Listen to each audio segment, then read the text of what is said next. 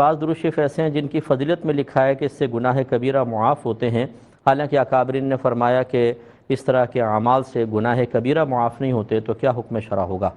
دیکھیں، بہت سی فضیلتیں ایسی ہوتی ہیں جو ثابت بھی نہیں ہوتی، لیکن یہ کتابوں وغیرہ کے اندر جو عام کتابوں میں درود پاک کی لکھی ہوتی ہیں، اتنی بڑی بڑی فضیلتیں، یہ زیادہ تر موضوع حدیثیں ہوتی ہیں، تو پہلے اچھی طرح کسی عالم سے تصدیق کروا لیں کہ واقعی یہ ثواب ملے گا کہ نہیں ملے گا۔ ہم بڑی عقیدت میں اس ثواب کو حاصل کرنے کی کوشش تو کر رہے ہوتے ہیں جس کا کوئی ثبوت نہیں ہوتا، اور جن کے ثبوت قرآن و حدیث سے ثابت ہیں، موجود ہیں قرآن و حدیث میں، اس کی طرف توجہ ہی نہیں ہوتی ہے۔ یہ ہماری عوام کا عجیب معاملہ ہے، کہیں سے بھی کسی سٹال سے ایک کتاب اٹھائی اور اس میں جو فضیلت لکھی ہے بالکل اس کو ذہن میں رکھ لیا جیسے یہ اللہ اور رسول کی طرف سے ہی ہے، اور پھر لگ گئے سال ہر سال تک ان وظائف کے اندر۔ اس پہ توجہ رکھیں، یہ اچھی طرح یاد رکھیں کہ گناہ کبیرہ صرف توبہ اللہ کی رحمت سے معاف ہوگا، اللہ تعالیٰ چاہے بغیر کسی سبب کے معاف کر دے، یا یہ معاف ہوتا ہے توبہ سے، اور یا حج کرنے سے، یا اگر خدا نخواستہ کوئی کافر تھا پھر وہ اسلام لایا تو اسلام اس کے تمام پچھلے صغیرہ کبیرہ گناہوں کو معاف کر دیتا ہے۔ باقی یہ مستحبات وغیرہ سے، حتیٰ کہ نماز سے بھی گناہ کبیرہ معاف نہیں ہوتے، گناہ صغیرہ معاف ہوتے ہیں۔